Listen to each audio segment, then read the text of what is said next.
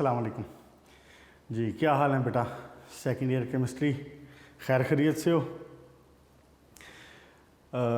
कैसी जा रही है आपकी पढ़ाई और कैसे जा रहे हैं बाकी मामलात ज़िंदगी? सारी चीज़ों को बैलेंस तरीके से लेके चलना ही बेसिकली इंसान का काम है। किसी एक चीज़ में ज़्यादा इंडल्ज होना और बाकी चीज़ों को इग्नोर करना, बाकी पॉजिटिव चीज़ों को इग्नोर करना या निगलेक्ट करना, इन चीज़ों से बेसिकली ना अवॉइड करना, मेरा ख़्याल है कि ये मतलब इंसान का बेसिक कमाल है। बाकी अल्लाह ताला आपकी खैरियत करें और जनाब आप अपनी ज़िंदगी में और अपने फ्यूचर में, अपने हाल में कामयाब रहें, अपनी गलतियों से सीखते रहें और उनको नेक्स्ट टाइम बेहतर करके दोबारा अच्छे तरीके से गलतियों से पाक हो के, कम से कम उन गलतियों से पाक हो के जो पहले की हों, आप अप्लाई कर सकें अपने मामलात। अल्लाह ताला आपके लिए आसानियाँ करें। कहाँ तक पहुँचे थे लास्ट टाइम हम जनाब? हमने स्टार्ट किया था अल्केन्स, और अल्केन्स में हमने स्टार्ट की थी उसकी प्रिपरेशन, और प्रिपरेशन में हमने शुरू किए 3-4 पॉइंट जो हैं, वो 3 पॉइंट एक्चुअली वो देख लिए थे। कॉब्स इलेक्ट्रोलिटिक मेथड तक हो गया था। मैंने आपको इन्फॉर्म किया था कि Cobbs electrolytic method one of the most important question है इस चैप्टर का, चाहे वो अल्केन का हो, चाहे वो अल्कीन का हो, चाहे वो अल्काइन का हो, तीनों पूछ सकता है। ठीक है, लॉन्ग क्वेश्चन के हवाले से तीनों इंपॉर्टेंट हैं और एक दूसरे के साथ बड़े रेलेवेंट हैं। अब मैंने अल्कीन वाला आपको यूजुअली आपको पता है कि मैं इस तरह की चीज़ें कंपेयर करके साइड बाय साइड रख के करवा दिया करता हूँ, लेकिन चूंकि अभी आपने अल्कीन पढ़ा नहीं है, अल्काइन पढ़ा नहीं है, तो इसलिए फिर अब वहीं पे डिस्कस कर लिया जाएगा, उसको मतलब अकेले अकेले डिस्कस हो जाएगा। लेकिन ये जो आपको मैंने जिस तरह कल डिटेल से मैंने बताया ना, ये पुत्र डिटेल ज़रूर ज़हन में रख लेनी। अच्छा, एक बात और मैं कहना चाह रहा था कि बुक में ना उसने थोड़ा सा यानी 1-2 स्टेप्स को काइंड ऑफ कंडेंस करके लिख दिया, इकट्ठा लिख दिया, तो मैंने इसीलिए उन स्टेप्स को भी ओपन करके लिख दिया था ताकि आपको उसमें समझने में कोई शक ना रहे। अब उसको इस तरह से समझ लें अच्छे तरीके से और उसको एब्जॉर्ब कर लें। ठीक हो गया? हमने कल जनाब 3-4 तरीके, और फिर सबसे पहला जो था सेबेस्टियर सैंडर्स रिएक्शन, वो मैंने आपको बताया था कि ज़रूर बाय नेम वाले जो रिएक्शन है वो आपने ज़रूर याद करने हैं और नाम से याद करने। देखें ना, अब ये हो सकता है कि बच्चे प्रिपरेशन को याद कर लें, ये याद कर लें कि जी क्या नाम है इसका, अल्केन्स की प्रिपरेशन के ये तरीके हैं, लेकिन हो सकता है उनको सेबेस्टियर सैंडर्स रिएक्शन याद ना रहे कि वो कौन सा है। इसलिए मैंने आपको ये बात ज़रा ख़ास तौर पे हाईलाइट की है कि उसके नाम के साथ याद करें। एक आधा क्वेश्चन इस तरह का दे ही देता है जो साइंटिस्ट के नाम पे किसी न किसी नाम पे हो और कह देता है कि जी ये वाला रिएक्शन बताएं। क्या था उसमें सेबेस्टियर सैंडर्स में? सिंपल सी बात थी, आपने जनाब हाइड्रोजनेशन करवाई थी, अनसैचुरेटेड हाइड्रोकार्बन्स को आपने सैचुरेट में कन्वर्ट कर दिया था। बड़ा आसान सा तरीका है ये, और इंडस्ट्री में बेतहाशा इस्तेमाल हो रहा है। यही तरीका है जिसकी वजह से आपको ऑयल का घी बना मिल जाता है। अब देखिए ना, आप ऑयल में अगर कोई चीज़ फ्राई करते हैं घर में, और यकीनन आप अगर थोड़ा सा इससे शगफ रखते हैं तो आप मेरी बात से इत्फाक करेंगे। आपने ऑयल में एक पराठा बनाया हो या आपने ऑयल में समोसे फ्राई किए हों, तो उनकी यानी मामला उनका जो खस्तापन है वो घी की निस्बत कम होता है। घी में बना हुआ पराठा या घी में बने हुए पकोड़े और समोसे, उनकी बात और होती है। तो अगर आपको हम जो केमिस्ट्री वाले हैं लोग, साइंटिस्ट, अगर वो आपको ये वाला मेथड ना देते तो फिर आपको ऑयल वाले पराठे खाने पड़ते। इसीलिए मैं कहता हूँ आपको कि केमिस्ट्री का शुक्रिया अदा करना ना भूला करें। दूसरा तरीका क्या था जनाब? अल्काइल हैलाइड वाला। सिंपल, उसमें अल्काइल हैलाइड के साथ रिएक्शन था जिंक के साथ और किसी हैलोजन एसिड की प्रेजेंस में। उसके बाद डीकार्बोक्सिलेशन ऑफ मोनोकार्बोक्सिलिक एसिड था, नाम से ही जाहिर है। देखें ना, अब इस तरह की चीज़ें आपको नाम से ही फ़ौरन से, यानी जहाँ पे आपको ये कह दिया कि जी मोनोकार्बोक्सिलिक एसिड, तो मोनोकार्बोक्सिलिक एसिड का क्या मतलब है कि एक कार्बोक्सिलिक एसिड है बस। यहाँ पे कुछ भी और लग जाएगा, CH3 लगा लें या R लगा लें, जो मर्जी लगा लें। ऐसे है ना जी, ये एक कार्बोक्सिलिक एसिड है, तो हमने क्या किया था, हमने इसको कन्वर्ट कर दिया था उठा के ऐसे करके, किसमें कन्वर्ट कर दिया था, इसको हमने CO2 बनवा दिया था इसका, और हमने पीछे जो था CH3 बचा हुआ उसका CH4 इसके साथ मिलके ये बन गया था, ऐसे हुआ था ना। तो सॉरी, जो हैलोजन का एसिड होगा इसके साथ वहाँ से हाइड्रोजन आएगा, जो हैलोजन का था या NaOH का था, Na2CO3 बन रहा था। क्लियर होगी जी बात। उसके बाद फिर कॉब्स रिएक्शन आ गया था। कॉब्स रिएक्शन में सिंपल डिसोसिएशन, जैसे एक सॉल्ट डिसोसिएट होता है, पॉजिटिव और नेगेटिव देता है, तो हमने ये देखा कि उसमें हमें एक कार्बोक्सिलेट आयन मिल गया। इसको कार्बोक्सिलेट आयन कहते हैं ना, ये देखें CH3 C double bond O, ये कार्बोक्सिलेट आयन बन गया, ऑक्सलेट आयन या कार्बोक्सिलेट आयन।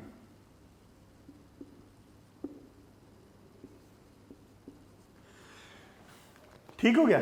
दूसरी चीज साथ में क्या थी, जो साथ में दूसरी चीज थी वो इसका सॉल्ट था, जो भी था, जो भी मेटल लगा था, पोटाशियम था, सोडियम था, जो भी था। अच्छा, यहाँ पे इन्होंने पोटाशियम लगाया है, अल्कीन के साथ आगे जाके सोडियम भी हो सकता है, पोटाशियम भी हो सकता है, इसमें कोई मसले वाली बात नहीं है। ओके जनाब। उसके बाद फिर हमने देखा कि वो एनोड और कैथोड पे जाके उसकी सिंपल ऑक्सीडेशन हो गई थी, और फाइनली हमें लास्ट में carbon dioxide, hydrogen gas, KOH, ये सारी बाय प्रोडक्ट्स मिल गई थी। अब नेक्स्ट शुरू करेंगे पेज नंबर 144 पे, कार्बोनाइल कंपाउंड से अल्केन्स की प्रिपरेशन। इसमें दो चीज़ें, फिर वही बात आ गई नाम बली।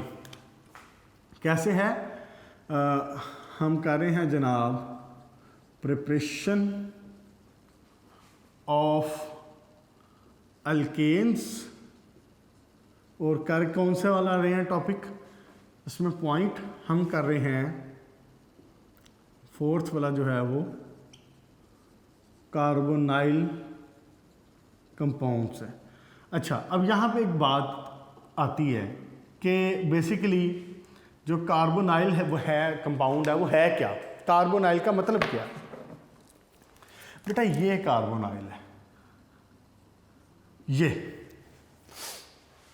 C डबल बॉन्ड O, इसको कहते हैं ये कार्बोनाइल। ये मैंने साथ दो इसके बॉन्ड्स बना दिए हैं। ये ऐसे क्यों बनाए हैं, क्योंकि आपको पता है कि कार्बन हमेशा 4 बॉन्ड बनाता है, तो इसके साथ यहाँ पे जो मर्जी आके लग जाए। मिसाल के तौर पे हो सकता है यहाँ पे कोई अल्काइल लग जाए, हो सकता है यहाँ पे हाइड्रोजन लग जाए। अगर ये मामला बन जाए तो ये क्या है, ये एल्डिहाइड है। अच्छा, अगर मिसाल के तौर पे यहाँ पे OH लग जाए तो ये क्या है, ये कार्बोक्सिलिक एसिड है। पेज नंबर 127 याद आ गया। तो अब ये बेसिकली अब हमने इसको डील करना है। ये हम क्या कर सकते हैं कि हम कार्बोनाइल कंपाउंड को, यानी कि इसके अंदर से C डबल बॉन्ड O को, इसको ख़त्म करके और इसकी कन्वर्जन कर सकते हैं हम इसमें अल्केन्स में। कैसे होगा ये रिएक्शन, बेसिकली ना दो तरीकों को मैं मेंशन करूंगा। यानी कार्बोनाइल कंपाउंड है तो 4-5 कंपाउंड्स के अंदर CO डबल बॉन्ड O है, तो ईथर में भी है तो एस्टर में भी है तो एल्डिहाइड में भी, कीटोन में भी, कार्बोक्सिलिक एसिड में भी। लेकिन यहाँ पे इस टॉपिक में जो डिस्कस होंगे वो 2 होंगे। बुक में इसने थोड़ा सा ना इसको काइंड ऑफ कंफ्यूज करके लिखा हुआ है, मैं आपको बताने लगा हूँ ऐसे करके। इसके अंदर 2 रिएक्शंस हैं, एक है क्लीमेंसन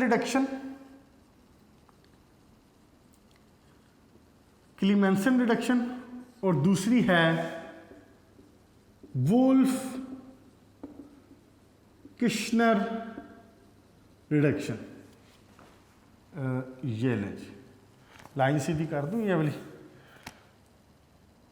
ये लो जनाब। इस टॉपिक में आप 2 तरीके से इसको डिफाइन कर, 2 बातें इसमें बताएंगे। कार्बोनाइल कंपाउंड, इसने शुरू में बात की ना, देखिए यहाँ पे हेडिंग थी from carbonyl compound aldehyde and ketones. तो इन दोनों रिएक्शंस को, इन दोनों साइंटिस्ट के नाम पे ये रिएक्शन है, इन दोनों रिएक्शंस को हम डिस्कस करेंगे। ठीक हो गया। क्लीमेंसन रिडक्शन में कीटोन को कन्वर्ट किया जाता है बड़ा आसान, दोनों बड़े आसान है, दोनों बड़े आसान। क्लीमेंसन रिडक्शन में कीटोन को कन्वर्ट किया जाता है और वुल्फ किश्नर रिडक्शन में एल्डिहाइड को कन्वर्ट किया जाता है अल्केन में। With little difference. जो आपने कैटलिस्ट यूज़ करना है बस वो तब्दील होगा। आप देख चाहें तो पेज नंबर 144 पे ये देख लें, लास्ट वाले 2 रिएक्शन है। आप देखें कि सिर्फ डिफरेंस क्या हो रहा है, यहाँ पे एल्डिहाइड में एक कीटोन है, सॉरी इसमें क्लीमेंसन रिडक्शन में एक कीटोन है, ये एक कीटोन है। इस कीटोन का नाम भी नोट कर लें, इसका नाम है एसीटोन। इसका क्या नाम है? एसीटोन। अब मैं इसकी डिटेल में नहीं जाऊंगा क्योंकि हमने आगे जाके 11वें 12वें चैप्टर में ये पढ़ना है, कीटोन्स वगैरह को हमें डिटेल से वहाँ पे पढ़ना है। फिलहाल आप सिर्फ इसका नाम याद रख लें, ठीक है। क्या नाम है इसका? 3 कार्बन वाला जो कीटोन है इसको क्या कहते हैं हम? एसीटोन। हमने जनाब अली इसको कन्वर्ट करना है किसमें? अल्केन्स में। और ये कन्वर्जन कैसे होनी है? ये कन्वर्जन होनी है हाइड्रोजन के साथ रिएक्शन, लेकिन किसके साथ? किसकी प्रेजेंस में? जिंक अमलगम की प्रेजेंस में। किसकी प्रेजेंस में? Zinc amalgam. जिंक अमलगम का क्या मतलब है? जिंक और मरकरी का ये मिक्सचर होता है, एक जिंक अमलगम। जिंक और मरकरी का मिक्सचर होता है। इसको साथ में थोड़ा सा यहाँ पे हैलोजन एसिड होता है, हाँ जी बिल्कुल, हैलोजन एसिड देते हैं साथ में, और ये रिएक्शन से कन्वर्ट हो जाता है सिंपल। ये देखें, ये हाइड्रोजन और ऑक्सीजन ये क्या बना देंगे? वाटर। पीछे बचा क्या? ये हाइड्रोजन के जो मॉलिक्यूल हैं ना, ये ढेर सारे मौजूद हैं। सॉरी मॉलिक्यूल नहीं है, ये एटॉमिक हाइड्रोजन है, नेसेंट हाइड्रोजन, ये ढेर सारे मौजूद हैं यहाँ पे। अब यहाँ से जब ये ऑक्सीजन को लेके वाटर बना देगा तो ऑब्वियसली पीछे हाइड्रोजन खुद को इसके अंदर ऐड कर लेता है। क्या बन जाता है? CH3 CH2 CH3। क्लियर होगी जी बात? क्या मैंने किया है? क्लीमेंसन रिडक्शन। अब वही बात है, नाम से याद रखें। अगर वो किसी जगह पे मिसाल के तौर पे आपको ये नहीं कहता कि जी कार्बोनाइल कंपाउंड से अल्केन बनाएं और एल्डिहाइड और कीटोन की कैसे कन्वर्जन होगी, ये पूरी बात वो नहीं कहता। हो सकता है वो आपको सिर्फ ये कह दे कि जी what is Clemmensen reduction, what is Wolff Kishner reduction. जो पूछा होगा वो उसका जवाब दोगे। क्लियर जी? सेम है। ये अगला देखें ज़रा, इसमें क्या होगा? जो डिफरेंस है वो क्या है? यहां पे मैंने क्या यूज किया है? यहां पे मैंने क्या यूज किया है? यहां मैंने यूज किया है एसीटोन यानी कीटोन। यहां पे मैं यूज कर रहा हूं एल्डिहाइड। बस ठीक हो गया। इसको एसिटल्डिहाइड कहते हैं, एसिटल्डिहाइड, ये इनके कॉमन नेम है एक्चुअली। रिएक्शन किसके साथ है? रिएक्शन वही नेसेंट हाइड्रोजन के साथ। अब एक डिफरेंस और है, वो डिफरेंस क्या है? कैटलिस्ट का। यहाँ पे हाइड्रोजन यूज होनी है, साथ में कुछ टेम्परेचर है 200 डिग्री सेंटीग्रेड तक। इसके नतीजे में बनना वही है H2O plus CH3 bond CH3। लें जी, मुश्किल है तो इसमें क्या किया है? कार्बोनाइल कंपाउंड से कन्वर्जन में हमने ये जो डिस्कस करना है, इसकी प्रिपरेशन में हमने डिस्कस करना है from the ketone and aldehyde, इन दोनों से बनाना है इसको। लेकिन अब ख़ास बात इसमें क्या है? You have to remember the name of the scientist also. Most commonly वो पूछ सकता है कि बताएं जी क्लीमेंसन रिडक्शन क्या है। अगर वो क्लीमेंसन रिडक्शन पूछता है तो फिर आप ये बताएंगे। अगर वो वुल्फ किश्नर रिडक्शन पूछता है तो फिर आप ये बताएंगे। और अगर वो जनरली कह रहे थे कि कार्बोनाइल कंपाउंड एसिटल्डिहाइड से या कीटोन से कैसे बनाए जा सकते हैं, एसीटोन से कैसे बनाया जा सकता है अल्केन, तो फिर आपको दोनों बताने पड़ेंगे। बात समझ आ गई? हाँ जी। फ़र्क क्या है इसके अंदर? जो आपका जो रॉ मटेरियल है, जो रिएक्टेंट है, वो क्या है? वो एसीटोन है। इसके अंदर जो आप इस्तेमाल कर रहे हैं, क्या इसको बोलते हैं, कैटलिस्ट, वो क्या है? वो जिंक अमलगम और HCl। ये इसको बेसिकली रिड्यूस करता है और हाइड्रोजन इसके अंदर से निकलता है। हाइड्रोजन निकलता है तो वो फिर फर्दर कन्वर्ट करता है वाटर में, और साथ में वाटर प्लस अल्केन में। क्लियर हो गया जी? वुल्फ किश्नर रिडक्शन में क्या हो रहा है? एसिटल्डिहाइड यहाँ पे यूज कर रहे हैं, aldehyde.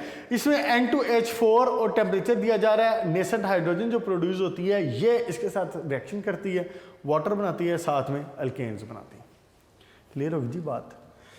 Point number 4, page number 144। ठीक। Next time from Grignard reagent.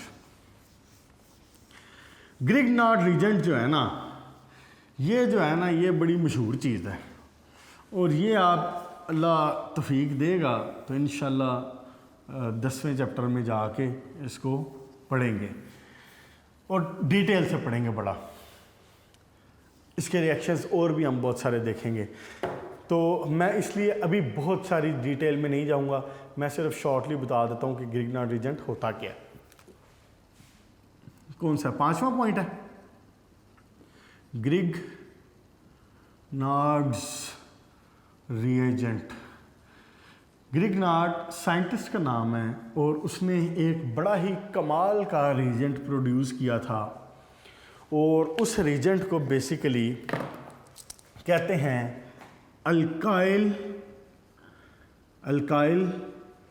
Magnesium halide, ये कहते हैं इसको। नाम तीनों जाहिर हैं, 3 नाम आपके सामने लिखे हुए हैं, अल्काइल मैग्नीशियम हैलाइड, मतलब एक इसमें चीज़ है अल्काइल, दूसरी चीज़ है इसमें मैग्नीशियम, तीसरी चीज़ है इसमें halogen.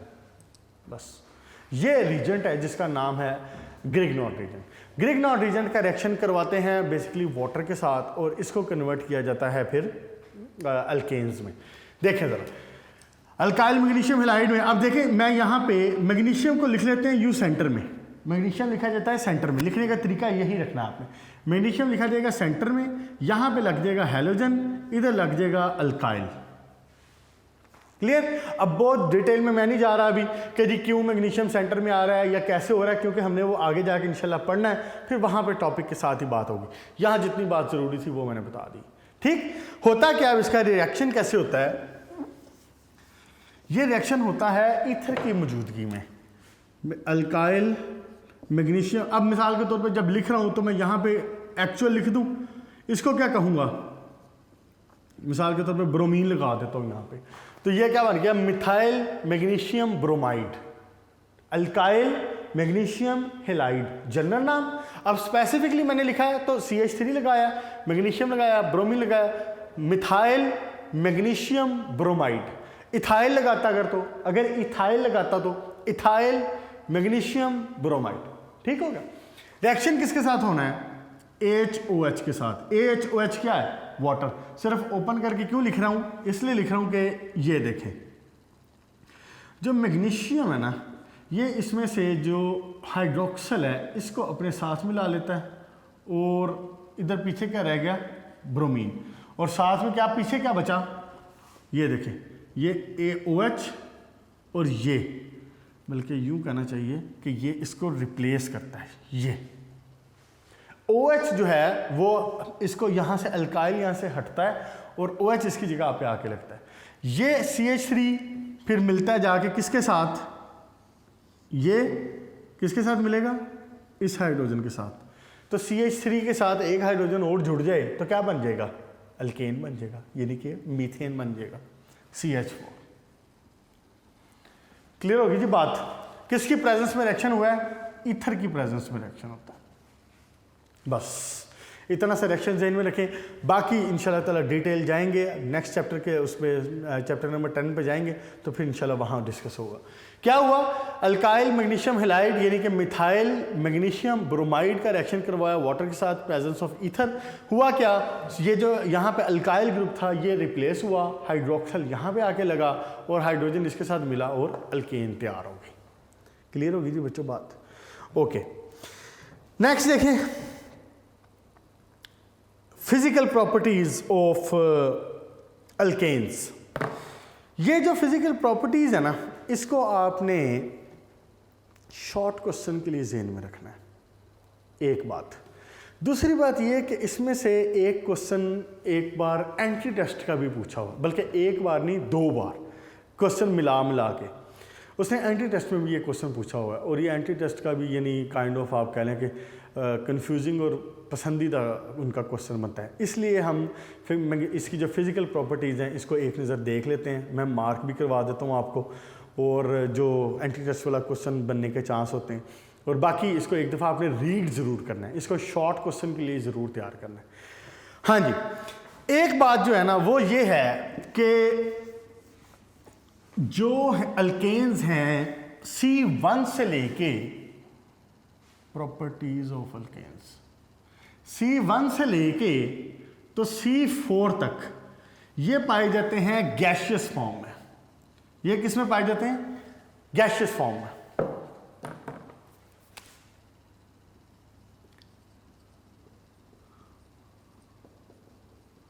Properties of alkanes. C12 C4 gaseous, methane, ethane, propane. और जो बच्चे कैंपिंग के जाने का या जिनको कभी इत्फाक हुआ है या शौक़ है, वो जिनको ऐसी कोई इन्फॉर्मेशन हो, तो आपने यकीनन नाम सुना होगा ब्यूटेन का। ब्यूटेन हम लेके जाते हैं कैंपिंग के लिए, जब जाया करते हैं जंगल में, तो उसमें साथ जो स्टोव लेके जाते हैं, जो चूल्हा लेके जाते हैं, उसमें यूजुअली ब्यूटेन का सिलेंडर लेके जाया जाता है साथ, वो ब्यूटेन होती है। तो C1 से ब्यूटेन क्या, C4 गैशियस फॉर्म, उसको कंप्रेस करके, कंडेंस करके उसको उसमें कंटेनर में बंद करते हैं और फिर उसको लेके जाते हैं। और इतना सा कंटेनर होता है जो कम से कम भी कोई 3-4 घंटे की बर्निंग दे देता है हमें। बहरहाल जी, C1 से लेके C4 तक गैशियस में होते हैं, C5 से लेके C17 तक ये हैं लिक्विड में, और इससे फिर ऊपर जब जाएं ऑनवर्ड तो ये सॉलिड और सेमी सॉलिड की तरफ चला जाता है।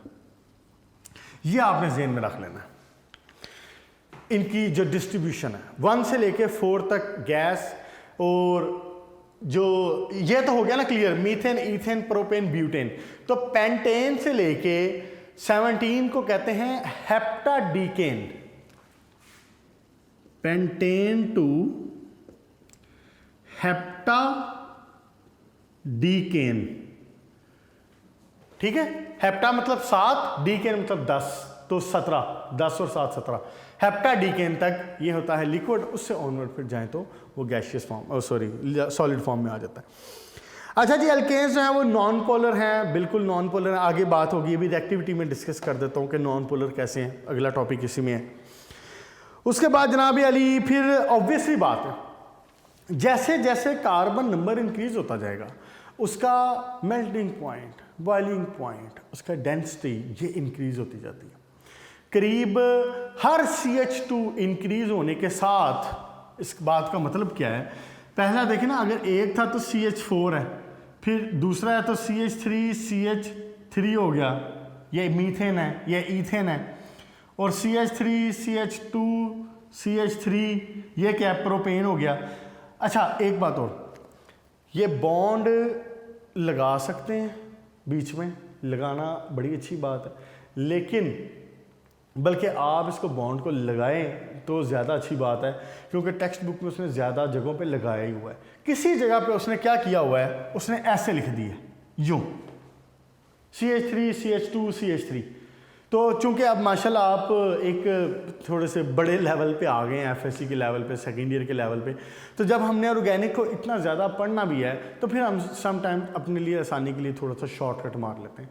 बुक में किसी किसी जगह पे ऐसा लिखा है, ऐसा ऐसे विदाउट बॉन्ड, तो उससे कंफ्यूज नहीं होना कि जी ये इसने क्या कर दिया, बॉन्ड नहीं इसने लगाया हुआ बीच में, जी मिसप्रिंटिंग है, कोई मसला नहीं, ऐसे भी चलता है। CH3 CH2, अब मिसाल के तौर पे मैंने मजीद आगे लिखना है ना, तो मैं यूँ भी लिख सकता हूँ, CH3 CH2 CH2 CH3। Clear होगी बात, कंफ्यूज नहीं होना इससे। हाँ अलबत्ता अगर बॉन्ड लगा दें तो अच्छी बात है, क्योंकि बुक में ज़्यादातर उसने जगहों पे बॉन्ड लगाया हुआ है। तो मैं ये कहने लगा था कि with increasing of every CH2, ये CH2 इंक्रीज हो गया ना, ये देखें यहाँ एक कार्बन था, यहाँ 2 है, यहाँ 3 हो गया, यहाँ 4 हो गए। तो with increase of every CH2 करीब 20 से 30 डिग्री सेंटीग्रेड का फर्क पड़ता है, इंक्रीज हो जाता है आपका boiling point, melting point. Clear जी बात, ओके जी। हाँ जी, अच्छा ये बातें ना अब आपने ज़हन में रखनी, ये जो मैंने 20 से 30% डिग्री सेंटीग्रेड वाली बात बताई है ये। उसके बाद पेज नंबर 145 पे पॉइंट नंबर 3 में 3 की 4th 5th लाइन है, ये लाइन देखें ज़रा, इस लाइन को अंडरलाइन कर लें। The boiling point of alkane having branch chain, the boiling point of alkanes having branch chain structure are lower than the normal chain structure. इसका मतलब ये है कि ऐसे अल्केन्स, गौर से बात सुने, ऐसे अल्केन्स जो कि ब्रांच चेन हों, अपने ही जो उनके जैसे जो नॉर्मल अल्केन्स होंगे उनकी निस्बत उनका जो बॉइलिंग पॉइंट है वो कम होगा।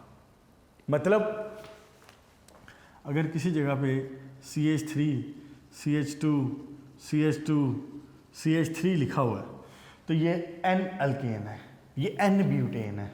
ये क्या है? N butane. N ब्यूटेन मतलब नॉर्मल ब्यूटेन। N ब्यूटेन मतलब नॉर्मल ब्यूटेन। अच्छा, अगर यहाँ पे मैं कर दूँ CH3, CH, CH3 और यहाँ लगा दूँ CH3, कार्बन के बॉन्ड पूरे हो गए। Now it is isobutane. Isobutane, clear जी बात? इसका बॉइलिंग पॉइंट इसके बॉइलिंग पॉइंट से कम है। ब्रांच्ड चेन का, ब्रांच्ड अल्केन का जो बॉइलिंग पॉइंट है वो नॉर्मल ब्यूटेन से, नॉर्मल अल्केन से, नॉर्मल जो चेन है उससे कम होता है। ये बात पूछी हुई है उसने एंट्री टेस्ट में भी। वो अब देखे ना, एंट्री टेस्ट का जो क्वेश्चन होता है ना फॉर्मेट, वो इसी तरह का होता है। अब मिसाल के तौर पे यहाँ पे तो उसने ये बताया ना, तो आपको पेपर में या एंट्री टेस्ट में हो सकता है वो ये कह दे कि बेटा ये बताओ कि N पेंटेन का बॉइलिंग पॉइंट कम होगा या आइसोपेंटेन का। देखें, एंट्री टेस्ट में वो उसी बात को जो आपको इन बुक्स में पढ़ाई जा रही है, उसी बात को, उन्हीं बातों को मॉडिफाई करके पूछता है, उन्हीं बातों को घुमा के पूछता है। अब यहां पे उसने ये बात कही है ना कि जी N butane has a higher boiling point than isobutane, तो हो सकता है वो एंट्री टेस्ट में ये कह दे कि जी N पेंटेन और आइसोपेंटेन में बताएं कि बॉइलिंग पॉइंट किसका हायर होगा। क्लियर होगी बात? इसमें आप फिर कहेंगे कि जी N पेंटेन का बॉइलिंग पॉइंट हायर होगा। क्यों? क्योंकि आपको यहां से पता चला है कि ब्रांच अल्केन का बॉइलिंग पॉइंट कम और जो जो चेन वाला ओपन चेन, क्या उसको बोलते हैं, नॉर्मल चेन है, वो उसका बॉइलिंग पॉइंट ज़्यादा होगा। क्लियर होगी जी बात? इसको जहन में रख लें, इसको मार्क कर लें। बाकी बातें सारी क्लियर हैं। जैसे जैसे अल्केन्स में उसका मैस बढ़ता जाता है, ऑब्वियसली उसका बॉइलिंग पॉइंट और जो मेल्टिंग पॉइंट वगैरह वो सारा कुछ इंक्रीज होता जाता है, लेकिन रेगुलरिटी बहुत ज़्यादा नहीं होती, अप्रॉक्सीमेट। चलें जी, यहाँ पे मामला हुआ ख़त्म आपके प्रिपरेशन का। अब हम स्टार्ट करते हैं reactivity of alkane. Reactivity of alkane आज पूरा नहीं हो पाएगा, मुकम्मल बात नहीं हो सकेगी इसमें, टाइम हमारे पास पूरा ही है बाकी तो, लेकिन रिएक्टिविटी कोशिश करते हैं, जितना हो गया तो बाकी फिर इंशाल्लाह ताला नेक्स्ट में देखेंगे। रिएक्टिविटी ऑफ अल्केन्स, ये बड़े फेवरेट शॉर्ट क्वेश्चन है बोर्ड के कि जी रिएक्टिविटी डिस्कस करें, रिएक्टिविटी अल्केन की डिस्कस करें, रिएक्टिविटी अल्कीन की डिस्कस करें, रिएक्टिविटी अल्काइन की डिस्कस करें। इस चैप्टर के लास्ट में एक टॉपिक आता है जिसमें तीनों की रिएक्टिविटी को कंपैरिजन करते हैं। ये बड़े फेवरेट क्वेश्चन है बोर्ड के। शॉर्ट क्वेश्चन पूछ लेता है, लॉन्ग क्वेश्चन पूछ लेता है, बात को बता के पूरे तीनों के कंपैरिजन में। इसलिए आपने इसको याद तो जो करना है वो करना है, लेकिन इसको कंसेप्चुअली लेना है, इसको कंसेप्चुअली अंडरस्टैंड करना है। मैं इंशाल्लाह ताला पूरी कोशिश करूंगा कि आपको कंसेप्चुअली इस बात को कन्वे करूं, आपने भी इसको कंसेप्चुअली ऑब्जर्व करना है। रिएक्टिविटी ऑफ अल्केन्स का क्या मतलब है? हाउ डू अल्केन्स रिएक्ट किसी दूसरे चीज के साथ। मिसाल के तौर पे मैं चाह रहा हूं कि जी अल्केन्स हैं, कोई अल्केन है, उनकी एसिड के साथ रिएक्शन हो, उनका बेस के साथ रिएक्शन हो, उनका जनाब किसी ऑक्सीडाइजिंग एजेंट के साथ, किसी रिड्यूसिंग एजेंट के साथ रिएक्शन हो, तो हाउ डू अल्केन्स बिहेव? कान खोल के बात सुने। Alkanes are least reactive hydrocarbons. Alkanes are least reactive hydrocarbons. Least reactive का क्या मतलब है? इंतहाई कम रिएक्शन करते हैं, इजीली रिएक्शन नहीं करते, इनकी रिएक्शन करने की ख़ास कंडीशंस हैं जिनमें ये रिएक्शंस करते हैं, अदरवाइज ये रिएक्शन नहीं करते। इसीलिए आपको याद हो तो मैंने लास्ट लेक्चर में एक वर्ड यूज़ किया था, पैराफिन्स। वी से अल्केन्स पैराफिन्स, अल्केन्स को पैराफिन भी कहा जाता है। Paraffin means least reactive, little reactive, जो कम रिएक्शन करते हैं। क्लियर होगी जी बात? पैराफिन का क्या मतलब है? कम रिएक्शन जो करते हैं, इसीलिए इनको पैराफिन भी कहा जाता है, क्योंकि alkanes are least reactive hydro, यानी जब मैं बात करता हूँ alkanes are least reactive hydrocarbon तो मैं इसमें अनसैचुरेटेड के साथ कंपेयर कर रहा हूँ ना, अल्कीन्स के साथ, अल्काइंस के साथ कंपेयर कर रहा हूँ, तो उन तीनों में alkanes are least reactive. Clear होगी जी बात? अच्छा, अब अगली बात सुने और इसके बाद फिर आज का हम टॉपिक क्लोज करेंगे, उससे ज़्यादा नहीं आज पढ़ेंगे। Two type of reaction alkanes can show. दो कंडीशंस हैं जिसमें अल्केन्स रिएक्टिविटी शो करते हैं या रिएक्शन करते हैं। एक, सब्स्टिट्यूशन,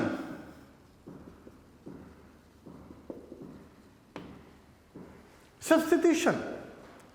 दूसरा, थर्मल और कैटालिटिक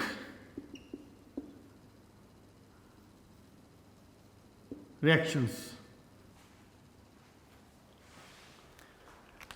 इसकी तो शायद समझ ना आई हो, लेकिन इसकी मेरा ख्याल आपको आ जाएगी, फौरी तौर पे सुनते ही देखते ही आ जाएगी, नाम से ज़्यादा। थर्मल और कैटालिटिक रिएक्शंस का क्या मतलब है?